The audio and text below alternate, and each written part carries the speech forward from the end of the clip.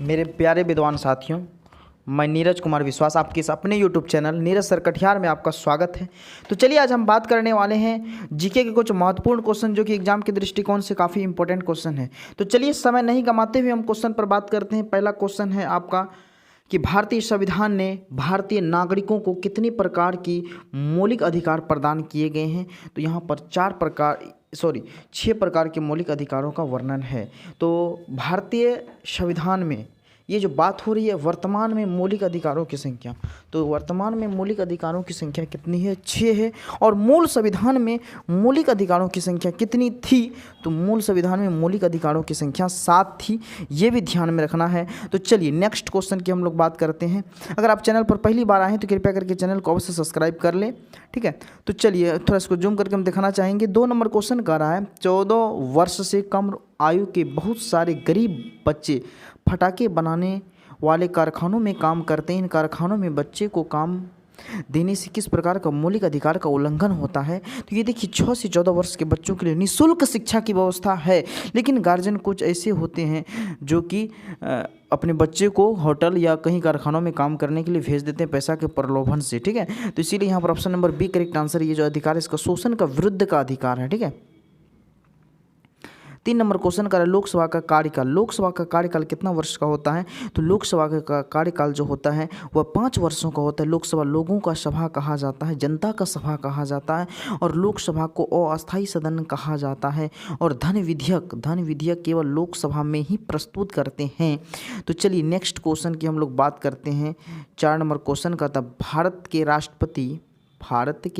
राष्ट्रपति को पद की शपथ कौन दिलवाता है? तो सुप्रीम कोर्ट के मुख्य न्यायाधीश दिलवाता है राष्ट्रपति की शपथ, ठीक है। तो option number B correct answer. अगर बात करें राष्ट्रपति, भारत में एक राष्ट्रपति का पद होगा, अनुच्छेद 52 में साफ शब्दों में कह चुका है, ठीक है। संघ की कार्यपालिका शक्ति राष्ट्रपति में निहित होगी, ये भी ध्यान में रखना है।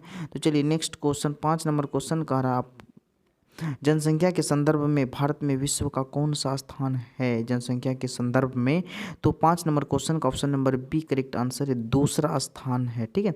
चलिए नेक्स्ट क्वेश्चन की बात करते हैं। 6 नंबर क्वेश्चन कर पूंजीवादी अर्थव्यवस्था में होते हैं। तो पूंजीवादी अर्थव्यवस्था में क्या होते हैं? इनमें से कोई भी अर्थव्यवस्था को नियंत्रित नहीं करता। ऑप्शन नंबर यहाँ पर आपका डी करेक्ट आंसर है। तो चलिए नेक्स्ट क्वेश्चन 7 नंबर क्वेश्चन पर हम लोग बात करते हैं। कहता है भारत में अधिकांश अदृश्य बेरोजगारी पाई जाती है। अदृश्य बेरोजगारी कहाँ पाई जाती है? अधिकांश, ठीक है। तो यहाँ पर 7 का एक करेक्ट आंसर है कृषि में। नहीं, भारत में अधिकांश अदृश्य बेरोजगारी कृषि से पाई जाती है। कहने का मतलब अगर एक घर में 10 परिवार है तो सब कृषि में लगा हुआ है, सब बेरोजगार है, क्योंकि 1-2 आदमी से ही हो जाता है। नहीं, तो चलिए नेक्स्ट क्वेश्चन कह रहा है 8 नंबर क्वेश्चन, निम्नलिखित फसलों में से कौन सी फसल नकदी फसल के रूप में जानी जाती है? तो नकदी फसल के रूप में जानी जाती है कपास। Option number D correct answer है, क्या? कपास। नेक्स्ट क्वेश्चन की बात करते हैं, ठीक है। आर्थिक विकास के दृष्टिकोण से भारत की गिनती होती है। आर्थिक विकास के दृष्टिकोण से भारत की गिनती क्या होती है? तो विकासशील राष्ट्र के रूप में होती है। विकासशील राष्ट्र के रूप में होती है। Option number C correct answer है। तो चलिए नेक्स्ट क्वेश्चन की बात करते हैं। 10 नंबर क्वेश्चन कर रहा है भारत बहुमूल्य आयात करता है। भारत बाहुल्य में आयात करता है, क्या आयात करता है? तो 10 नंबर क्वेश्चन का option number B correct answer है, एलपीजी लिक्विड पेट्रोलियम गैस, ठीक है। पर एलपीजी का प्रमुख घटक ब्यूटेन होता है, जिसका सूत्र C4H10 होता है। ब्यूटेन के 2 समावयव आइसोब्यूटेन और नॉर्मल ब्यूटेन होते हैं। नेक्स्ट क्वेश्चन 11 नंबर का आ रहा है भारत में उपभोक्ता अधिनियम कब पारित किया गया है? ठीक है, भारत में उपभोक्ता अधिनियम जो पारित किया गया है वह 1986 में, और उपभोक्ता संरक्षण अधिनियम 1986। और उपभोक्ता अधिकार दिवस कब मनाया जाता है? तो 15 मार्च को मनाया जाता है। कब? 15 मार्च को मनाया जाता है, ये भी ध्यान में रखना है। नेक्स्ट क्वेश्चन की बात करते हैं। 12 नंबर क्वेश्चन का था सरदार सरोवर बांध किस नदी पर है? किस नदी पर बनाया गया? सरदार सरोवर बांध जो है वह नर्मदा नदी पर बनाया गया। हीराकुंड बांध महानदी पर बनाया गया है, ठीक है। भाखड़ा नंगल परियोजना सतलज नदी पर बनाया गया, और सरदार सरोवर बांध कहाँ पर? तो नर्मदा नदी पर।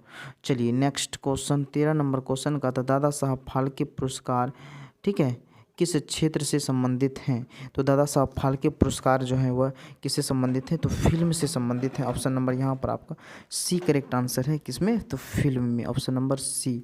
नेक्स्ट क्वेश्चन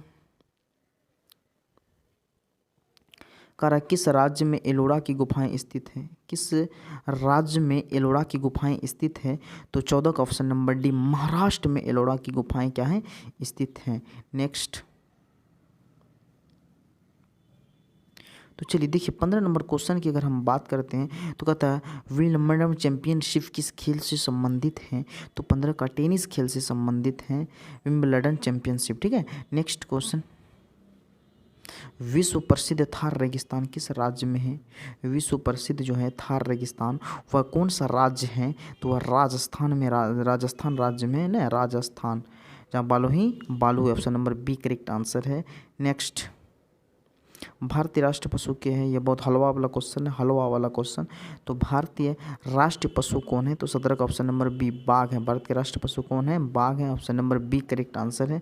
तो चलिए नेक्स्ट क्वेश्चन की बात करते हैं। 18 नंबर क्वेश्चन का रहा है श्वेत क्रांति किस चीज़ के उत्पादन से संबंधित है, श्वेत क्रांति किस चीज़ के उत्पादन से संबंधित है, दुग्ध। श्वेत क्रांति किससे संबंधित है, दुग्ध उत्पादन से संबंधित, जबकि हरित क्रांति कृषि से संबंधित है। श्वेत क्रांति के जनक डॉक्टर वर्गीज कुरियन को कहा जाता है। नेक्स्ट, नील नदी गिरती है, नील नदी कहाँ गिरती है, ये जवाब देना है 19 नंबर क्वेश्चन। तो नील नदी जो है वह कहाँ गिरती है, भूमध्य सागर में गिरते हैं, इसीलिए option number C correct answer है, भूमध्य सागर नील नदी, ठीक है। चलिए नेक्स्ट,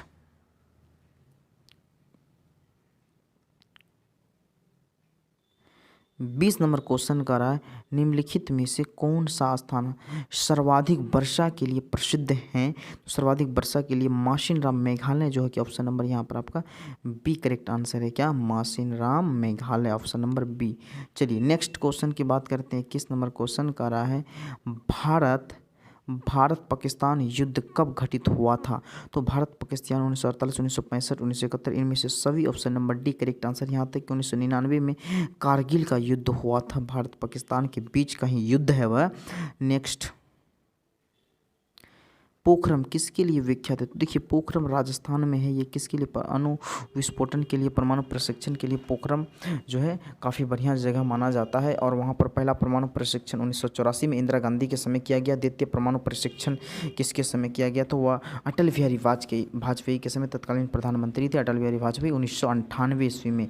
चलिए नेक्स्ट क्वेश्चन का रहा है 23 नंबर क्वेश्चन का रहा है कौन सी राज्य मधुबनी कला के लिए विख्यात है, मधुबनी कला के लिए कौन सी राज्य विख्यात हैं, तो वह बिहार मधुबनी कला के लिए, जो कि आपका मधुबनी डिस्ट्रिक्ट बिहार में पड़ता है, दरभंगा मधुबनी ना।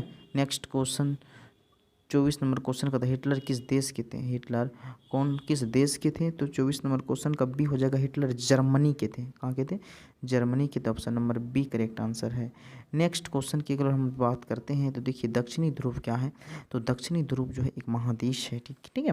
25 का ऑप्शन नंबर सी एक महादेश, जैसे एशिया महादेश सबसे बड़ा महादेश है एशिया, क्यों, क्योंकि इसमें 2 देश आते हैं जो कि सर्वाधिक जनसंख्या वाला देश है, एक चीन और दूसरा क्या है, भारत, ठीक है। चीन और भारत, पहला क्षेत्रफल की दृष्टि से बड़ा देश रूस है और क्षेत्रफल की दृष्टि से भारत का 7वां स्थान है, ये भी ध्यान में रखना है, जनसंख्या में दूसरा है। चलिए कालिदास ने क्या लिखा है, तो कालिदास ने लिखा था कुमार संभवम अग्नि अभिज्ञान शकुंतलम, ये सब किसकी रचना है, तो अग्निमित्रम, ये सब किसका रचना है, तो कालिदास की रचना है। रामायण महर्षि वाल्मीकि ने लिखा था।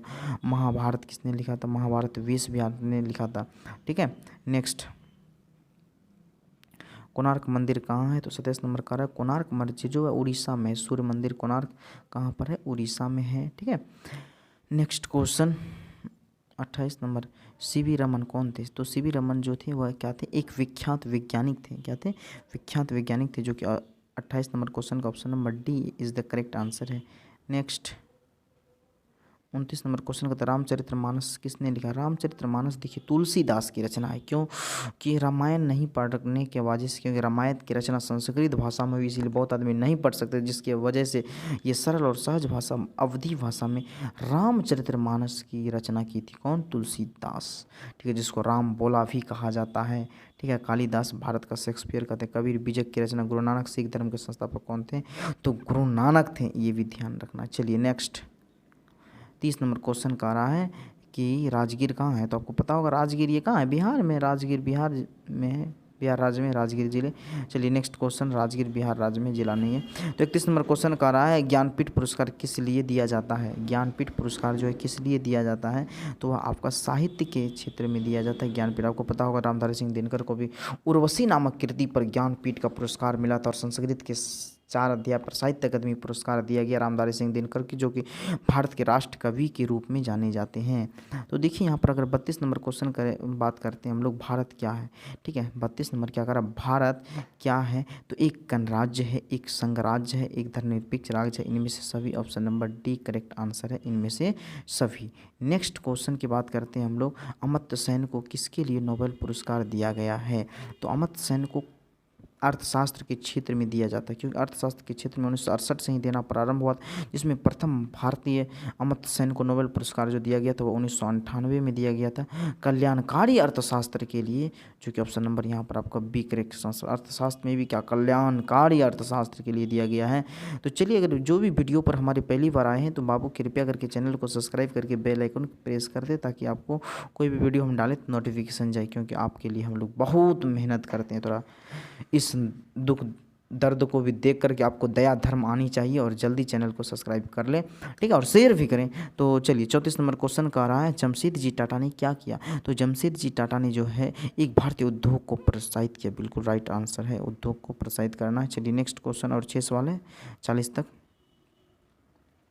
हज करने के लिए मुस्लिम लोग कहाँ जाते हैं। देखिए हज करने के लिए कहाँ जाते हैं, मक्का मदीना जाते हैं। मक्का, उसी जो मक्का के चारों ओर घूरना ही हज का अर्थ है ना। नेक्स्ट क्वेश्चन कह रहा है 26 नंबर क्वेश्चन, उड़ीसी क्या है। उड़ीसी क्या है, तो एक नृत्य कला है उड़ीसी, जो कि option number D correct answer यहाँ पर उड़ीसी नृत्य कला है, ऑप्शन नंबर डी। चलिए नेक्स्ट क्वेश्चन की बात करते हैं हम। 27 नंबर क्वेश्चन, संथाल लोग कहाँ रहते हैं। संथाल लोग कहाँ रहते हैं, 27 नंबर क्वेश्चन। तो संथाल लोग झारखंड में रहते हैं, option number B correct answer है, झारखंड में। ठीक है, चलिए नेक्स्ट क्वेश्चन की बात करते हैं 28 नंबर क्वेश्चन। तो संथाल लोग झारखंड में होते, बिल्कुल राइट आंसर। अब 2 क्वेश्चन बचा है, ठीक है। 38 विश्वनाथ आनंद क्या खेलते थे, वो शतरंज खेलते थे। शतरंज का भारत का ही देन है, तो option number 1 correct answer, Vishwanath Anand से शतरंज। चलिए, और 2 क्वेश्चन है 39-40। अब आ जाइए, पंडित रविशंकर क्या है। पंडित रविशंकर क्या है, तो आपका जो है वो सितार वादक हैं, पंडित रविशंकर, जो कि ऑप्शन नंबर यहाँ पर आपका डी करेक्ट आंसर, एक सितार वादक हैं। चलिए नेक्स्ट क्वेश्चन और अंतिम क्वेश्चन। अभी भी जो चैनल को सब्सक्राइब नहीं किया बाबू, चैनल को सब्सक्राइब करके बेल आइकन प्रेस कर दें। तो देखिए यहाँ पर कह रहा है बिरसा मुंडा कौन था। ठीक है, तो देखिए यहाँ बिरसा मुंडा कौन था। तो बिरसा मुंडा जो था आपका वह एक जनजातीय विद्रोही था। क्या था, जनजातीय विद्रोही था। ऑप्शन नंबर यहाँ पर आपका बी करेक्ट आंसर है। तो चलिए, आपका कंप्लीट रूप से समाप्त हो चुका है। आपका एग्ज़ाम भी काफ़ी नज़दीक है, इसीलिए आप लोग डेली लाइव क्लास के लिए 8 बजे अवश्य जुड़ेंगे। 8 बजे PM डेली लाइव क्लास होती है, और आप लोग अवश्य लाइव क्लास जुड़ेंगे, क्योंकि उसमें मज़ा आएगा। हर तरह का स्टूडेंट आता है, हर तरह से क्वेश्चन आता है, हर तरह का डाउट क्लियर होता है। इसीलिए आप लोग अवश्य चैनल को सब्सक्राइब कर लें और बेल आइकन दबा दें, और एक कमेंट बॉक्स में एक सवाल का भी आप लोग जवाब दीजिए, जल का अनुभार कितना होता है। सभी लोग जवाब देंगे, तब पता चलेगा हाँ आप लोग देख रहे हैं क्या नहीं। जल का अनुभार कितना होता है, ठीक है। अगर वीडियो पसंद आया है तो अपने मित्रों दोस्तों के साथ अवश्य साझा करेंगे। सभी स्टूडेंट को बहुत बहुत धन्यवाद।